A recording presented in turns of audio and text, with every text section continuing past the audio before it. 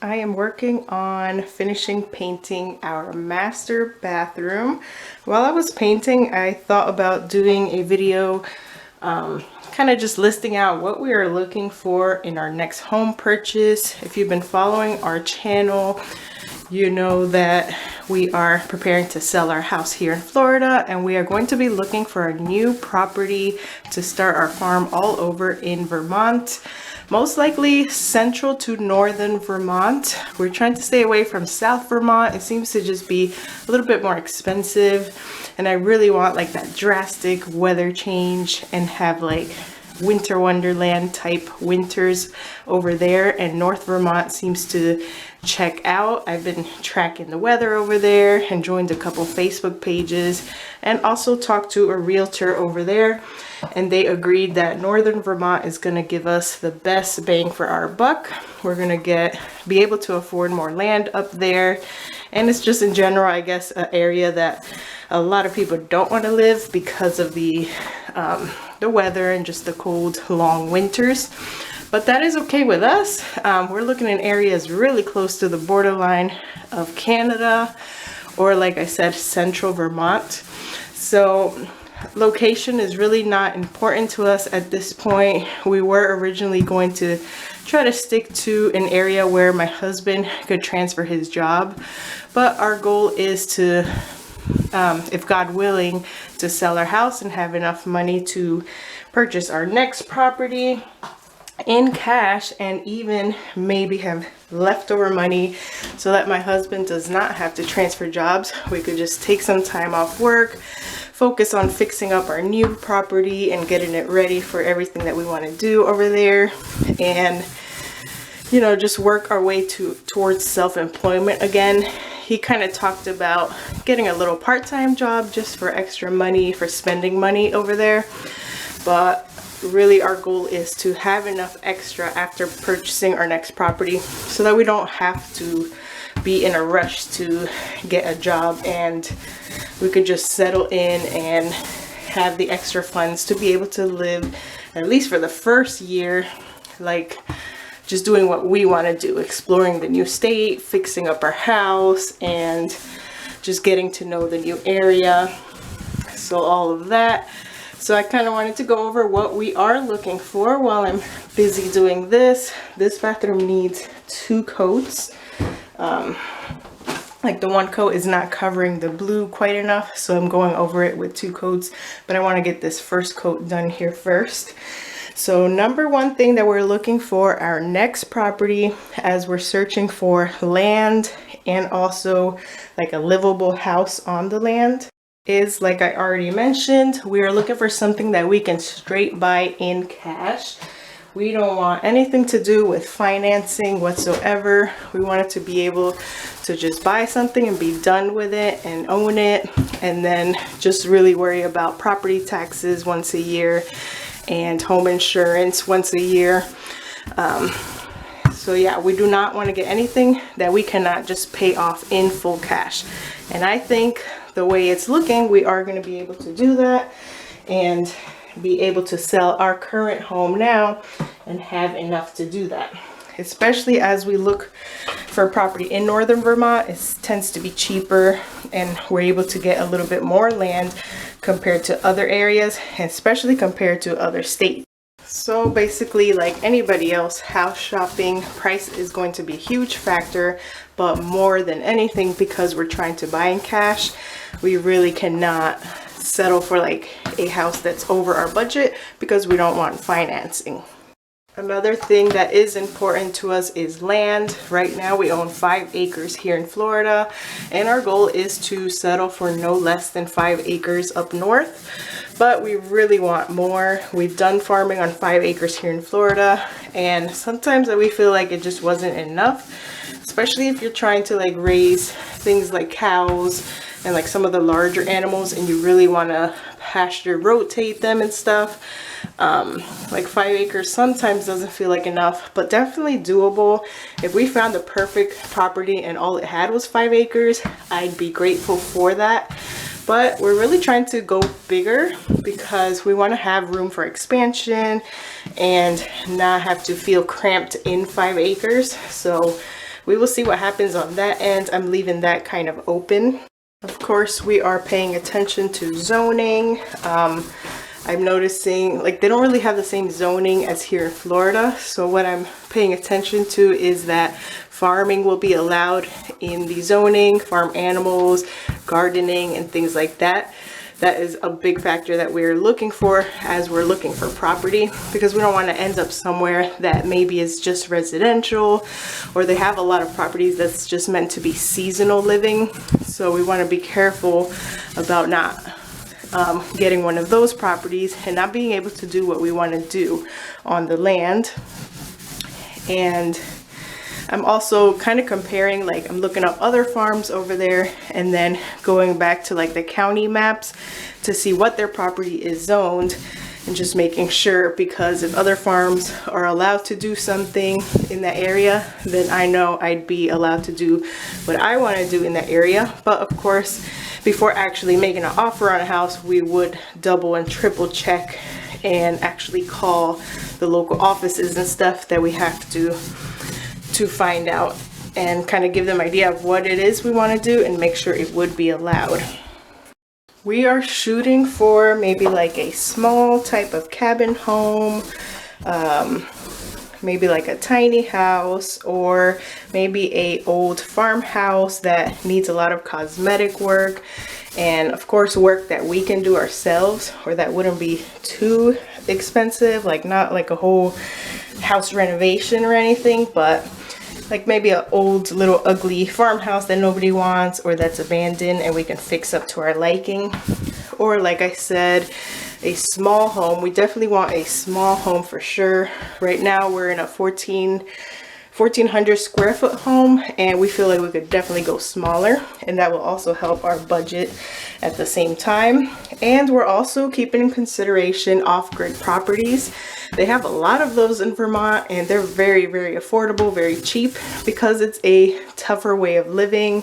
I've seen a lot already connected to solar power, or it has like a well system already. That's what we're really shooting for. If we go off grid, I do want solar power, or at least the availability of being able to install solar ourselves, and also a well.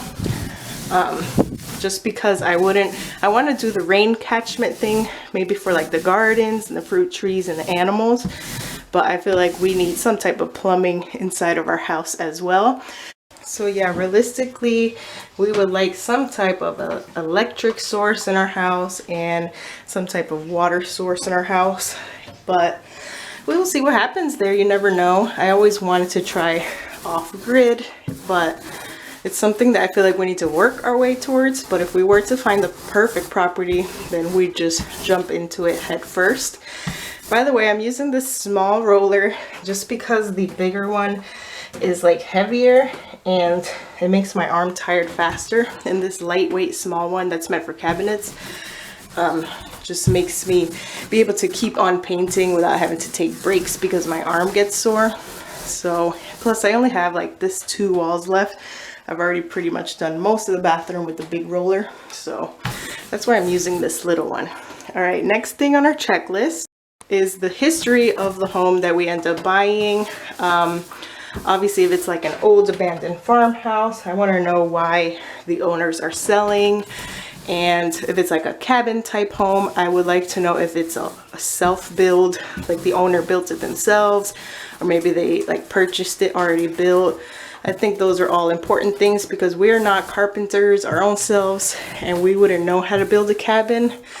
So like when it comes to repairs and stuff, that's going to be a huge learning curve. And I just rather know like why the person is selling the property, and like if possible to find out who built it, when it was built. Was it somebody that built it themselves, or they brought it already like pre-manufactured? Another thing that goes with zoning and also goes with like how much land we're able to afford is if there's any space to build on it. Like if we plan on having animals outside and stuff, it either has to come with some type of outbuildings or be able for it to be zoned in a location where we can build like a small barn or like sheds for the animals. And I would really love to do like a commercial kitchen on our future property, whether we do like a shed, convert a long shed into a commercial kitchen that will pass inspection. That way I can offer like wholesale food items for sale and just have a space and a spot to kind of separate home from business, like where I could do my cooking and my canning, even like bulk food storage in this kitchen instead of having to use our home kitchen. Especially with our goal of finding a smaller house, I don't see me continuing with cottage food in a small house, in a small kitchen with no storage and stuff. It already feels kind of cramped where we're living now because I don't have a designated spot for business. I have to kind of mix everything within our home kitchen and whatever space we have in our closets and stuff to store things.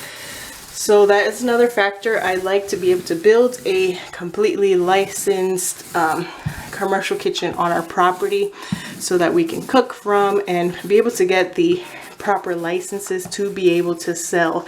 They do have cottage food laws in Vermont, which allows us to ship products, but I don't know, I might want to be able to wholesale to businesses and have our stuff in little shops and things, and you need a actual commercial license for that, which means I also need a commercial kitchen. And instead of renting one, I like to have my own. We'd also have a spot to butcher our animals and keep everything nice and sanitary as well. So that is something to consider.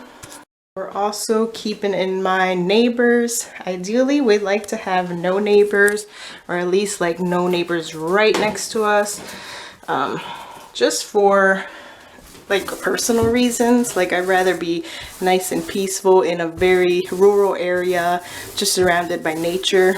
And we live in a pretty rural area now, but we do have a neighbor right to the left of us, right to the right of us, in front of us. The only spot we don't have a neighbor is behind in our forest area in the back. So that's what I'd like, a property that we don't have neighbors right on top of each other, and like we don't have to hear them, or like when they're having a party or something, we don't have to hear their music. So we definitely like more privacy, and I think that will also help with us raising animals and stuff, so our animals don't get in the way of the neighbors or accidentally end up on their property, which has happened here too, in cases where our animals might have broke the fencing or something and they ended up in our neighbor's yard. That happens to everybody, but I'd rather have a location super far away from neighbors. And then paying attention to the road. There's a lot of roads in Vermont that do not get maintained by the county. I actually live in a road right now that doesn't get maintained by the county, and the residents of our road right now are in charge of keeping up with our road and fixing it, or when it gets too muddy, we're responsible for that. The county is not. So that's not going to be too much of a worry. The only thing is with snow up north, that is kind of a concern, because if you're snowed in, you're pretty much snowed in unless you have a way to clear your road. So that's kind of important. We kind of want a home away from the roads, but at the end of the day, that might not be the best option, living on a very private road, because the county will not come and clear it. But there's also ways around that. We can figure that ourselves as well. We're actually looking into getting a truck soon, and maybe we can get like the attachment to put something in front of the truck to be able to clear and maintain the road ourselves. If we end up in a location with absolutely no neighbors and we're like 100% on our own, that would be something that we can invest in to help clear our roads, or get some type of machinery to clear the road as well. I'm also looking up nearby farms and businesses, like the listings that I am looking at. I try to look at least every day or every 2 days, and I'm trying to pay attention to what businesses are around the area, what other farms are around the area, because I think our best bet to have a successful farming and food-based business and agriculture would be kind of trying to find those locations that are food deserts, so that we know for sure people are in need of food and fresh local products. I think we would do a better in an area like that compared to one that already has a whole bunch of farms and farm stands and that nearby. So that's kind of what we're looking for as well. Just an area that doesn't have a lot of nearby farms, that's still allowed and open for agriculture, but that doesn't have a lot of current farms, because we don't want to compete too much with other farms, and we sell a lot of similar products to other farms as well. So obviously the customers who decides who they want to shop from, but I think we do better in a food desert type of area because people are in need of those products. So other than that, the only other thing is just finding a farm or finding a property that's going to work for us, that's going to work for the animals that we want to raise, the fruit trees we want to plant. They have a lot of like high sloping land, and I wouldn't mind some sloping or like some type of mountain region, but we also have to keep in consideration the animals we want to raise, the location of our house, if we want to do the commercial kitchen on our property, and the fruit trees and the garden areas. We have to keep all that in consideration, so we can't get like a property that's pure sloping, because that would just make everything a little bit more challenging. All in all, I am pretty much done with the paint I wanted to use up today. I'm going to let this dry and do the second coat and all of these spots that I missed. But yeah, that is what we're looking for in our next property. And we're very excited to be able to find that property. I know it's coming. I know it's in the works for us. And we just have to be patient and keep praying about it. So thanks for watching this video. I appreciate all those who have subscribed and are tagging along our journey. I will continue sharing it with you guys. Hope you enjoyed. I'll talk to you guys in the next one.